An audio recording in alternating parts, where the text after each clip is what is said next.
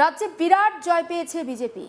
উত্তর থেকে দক্ষিণ কার্যত ধুয়ে মুছে একেবারে সাফ তৃণমূল। পরাজিত মমতা ব্যানার্জি এবং তার দলের হেভিওয়েট কয়েক নেতা মন্ত্রী। পরাজিতদের তালিকায় রয়েছে তাবড়ো তাবড়ো নাম, তার মধ্যে একজন রাজ চক্রবর্তী। ব্যারাকপুর আসনে পরাজিত হয়েছেন তিনি, আর তিনি পরাজিত হওয়ার পরেই দেখা গেল একটা অদ্ভুত ছবি। কাদা ছোড়া হলো তার গায়ে।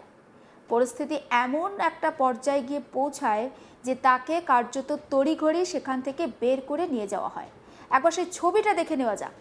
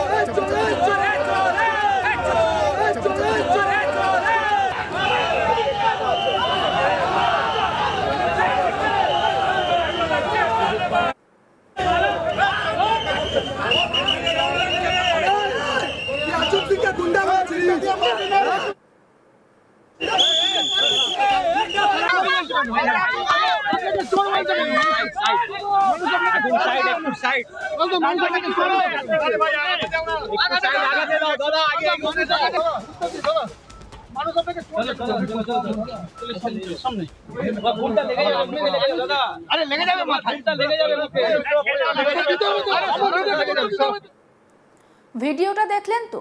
শুধুমাত্র যে রাজ চক্রবর্তীকে উদ্দেশ্য করে কাদা ছোড়া হয়েছে তাই কিন্তু নয়, চোর চোর স্লোগানও শোনা গিয়েছে সেখানে। 2021 সালে বিধানসভা নির্বাচনের আগে রীতিমতো ব্যারাকপুরেই পড়েছিলেন রাজ। হালি শহরে পরিচালকের পৈতৃক বাড়ি আমরা জানি। গোটা নির্বাচন জুড়ে তিনি সেখান থেকেই যাতায়াত করতেন বলে শোনা যায়। অনেক পরিশ্রম করে তারপর জয় পান। মাঝে কেটেছে 5টা বছর।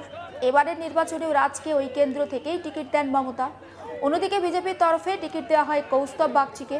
নির্বাচনের ময়দানে একেবারে কড়া টক্কর হলো। তবে ফলাফলে দেখা যায় গোটা রাজ্যের মতো গেরুয়া ঝড় উঠেছে ব্যারাকপুরে। ভোটে জয়ী হলেন কৌস্তব বাগচি। আর খেলা ঘুরতেই কার্যত উৎসব পালন করা শুরু করেন বিজেপি কর্মী সমর্থকেরা। পাশাপাশি বিক্ষোভ দেখানো হয় তৃণমূল প্রার্থী রাজ চক্রবর্তীকে ঘিরে। তার গায়ে কাদা ছোড়া হয়। ঘটনায় অনেকে প্রশ্ন তুলেছেন, এতদিন ধরে যেভাবে বিভিন্ন বিষয়ে তৃণমূলের বিরুদ্ধে অন্যায় বেনিয়মের অভিযোগ উঠেছে, বিজেপি কর্মীদের ওপরে অত্যাচারের অভিযোগ উঠেছে, এটা কি সেই ক্ষোভেরই বহিঃপ্রকাশ? চলুন আরও একবার সেই ভিডিও দেখায়।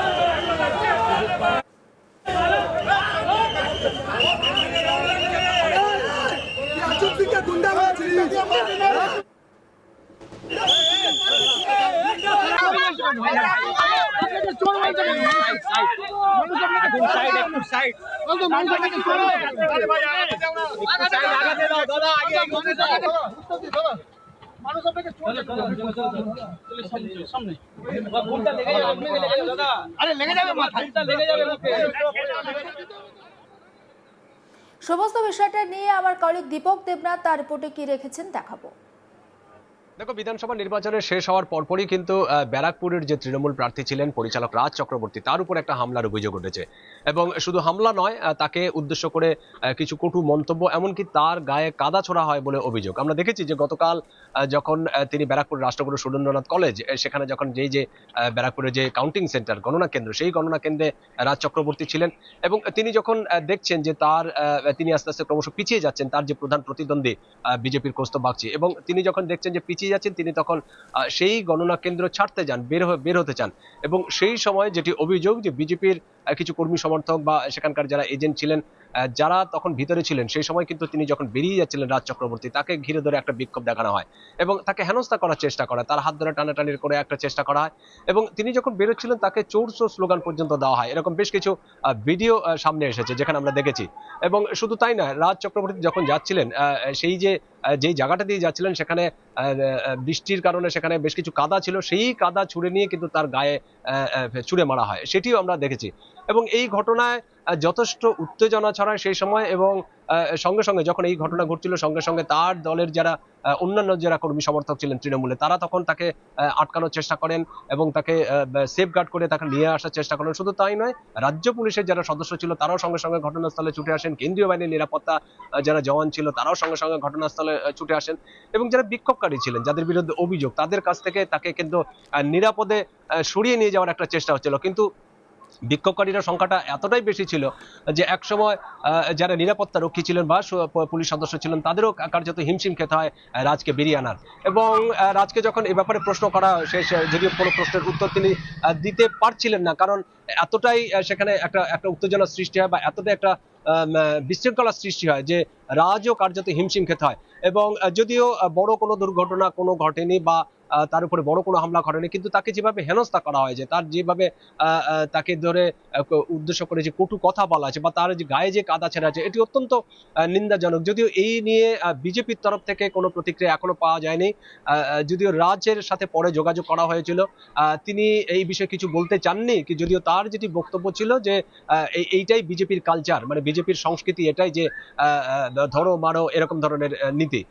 তো স্বাভাবিকভাবে যেই ঘটনা ঘটেছে, এই ঘটনায় কিন্তু গতকাল আমরা দেখলাম যে সেই উত্তেজনা ছড়িয়ে পড়েছিল এই ব্যারাকপুর যে কাউন্টিং সেন্টার, অর্থাৎ রাষ্ট্রগুরু সুরেন্দ্রনাথ কলেজ, যেখানে ব্যারাকপুরের যেই আসনগুলি আছে, সেখানকার যে গণনা কেন্দ্র, সেই গণনা কেন্দ্রে।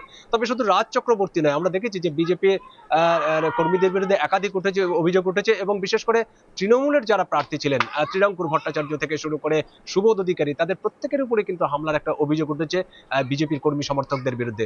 যদি বিজেপির সেই অভিযোগ সরাসরি অস্বীকার করেছে, তাদের অভিযোগ, তাদের যেটি দাবি বা বক্তব্য, সেটি হচ্ছে যে সাধারণ মানুষ ক্ষিপ্ত হয়ে গেছে এবং সাধারণ মানুষ ক্ষিপ্ত হয়ে তাদের উপর হামলা করেছে, বিজেপির কোনো কর্মী সমর্থক কিন্তু এই ঘটনার সাথে জড়িত বা যুক্ত নয়।